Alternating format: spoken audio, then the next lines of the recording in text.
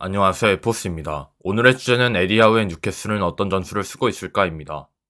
월드컵이 끝나고 리그가 다시 재개되었습니다. 오랜만에 클럽팀 축구를 얘기하려니 흐름이 끊긴 느낌이 있는데 오늘은 뉴캐슬에 대해 얘기해보려고 합니다. 첼시전과 토트넘전을 다시 봤는데 아무래도 최근에 있었던 레스터전을 기준으로 설명하는 게 적당해 보입니다. 에디하우는 레스터시티를 상대로 4-3-3을 꺼냈습니다. 몇몇 선수들이 에디하우 밑에서 다시 태어나기도 했고 우리가 원래 아는 선수들도 있는데 오늘은 에디하우가 어떻게 뉴캐슬을 이끌고 있는지 알아보겠습니다. 사우디 국부 펀드가 뉴캐슬을 인수한 뒤로 뉴캐슬 행보가 완전히 달라졌습니다. 단순히 돈이 많아졌다로 끝날 줄 알았는데 첫 스타트를 기대 이상으로 괜찮게 끊었습니다. 구단의 든든한 돈줄도 있지만 아무래도 에디하우의 역량을 높게 평가할 수밖에 없습니다. 후방 빌드업 시에는 조일록이 공격형 미드필더로 올라가면서 사이 형태로 시도하거나 왼쪽 풀백 번을 내리고 오른쪽 풀백 트리피어를 올려서 3위 형태로 빌드업을 시도하기도 했습니다. 아니면 이 비대칭 3백에서 기마랑이스만 앞에 남고 상황에 따라 윌록, 우드, 롱스테프가 아래로 내려와 기마랑이스를 돕는 3일 형태로 빌드업을 시도하기도 했습니다. 전개 시에는 번을 아래로 내려 비대칭 3백을 만들어 3-3-4로 가거나 기마랑이스, 롱스테프 2미들만 남고 윌록도 위로 올라가는 3-2-5 기존의 포백에서 조엘린톤과 윌록의 위치가 수시로 바뀌는 4-2-3-1을 볼 수 있었습니다. 왼발잡이 센터백인 덴번이 왼쪽 풀백으로 뛰고 있는데 큰 문제는 없었습니다. 에디하우는 포백으로 시작했지만 왼쪽을 내리고 오른쪽으로 올리는 풀백 비대칭 활용을 꺼냈고 분명히 번은 왼쪽 풀백으로 출전했지만 사실상 3백의 왼쪽 센터백처럼 뛸 수 있습니다.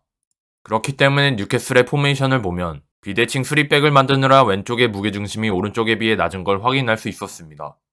에디하우 밑에서 제일 많이 달라진 선수는 조엘린통일 것입니다.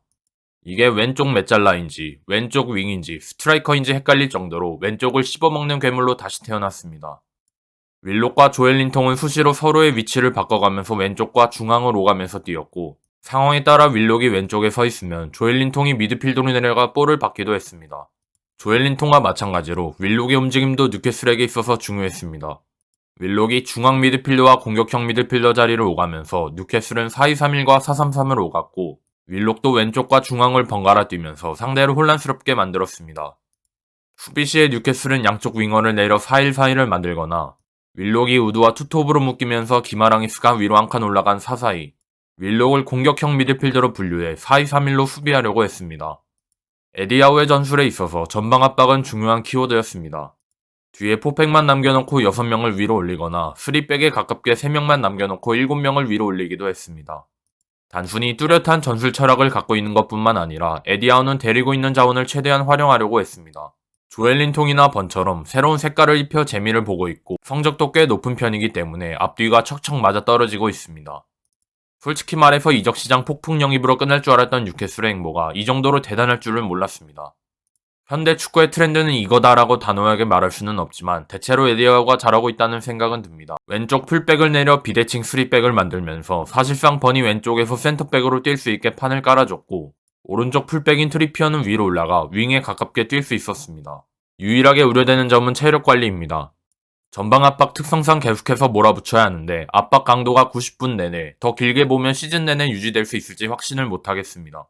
당장이야 월드컵 휴식기가 있었으니 티가 안 나겠지만 경기 일정이 타이트해질수록 이 문제가 다시 드러날 가능성이 있다고 생각합니다. 뉴캐슬은 지난 여름 인적 시장에서 이삭, 포프, 타겟, 보트만, 카리우스를 영입했습니다. 계속해서 스쿼드를 보강할 텐데 뉴캐슬이 얼마나 더 무서워질지 모르겠습니다. 제가 그나마 알던 뉴캐슬 선수들은 존조 셸비나 생막시맹 정도였습니다.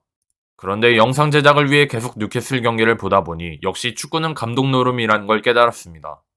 에디하우의 새 그림에서 뛰는 뉴캐슬 선수들의 모습이 색다르게 보였고 큰 반전이 없다면 뉴캐슬이 유럽 대항전 진출도 충분히 노릴 수 있는 위치라는 생각도 듭니다. 한 달 동안 월드컵 얘기만 했더니 오랜만에 클럽팀 얘기를 하는 게 익숙하지 않습니다.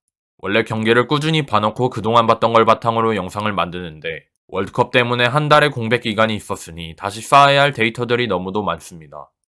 뉴캐슬이 아주 좋은 모습을 보여주고 있는데 시즌이 끝날 때까지 상승세가 쭉 유지됐으면 합니다. 뉴캐슬의 건승을 빌면서 이번 영상을 마치겠습니다. 시청해주셔서 감사합니다. 재밌게 보셨다면 구독과 좋아요도 부탁드립니다.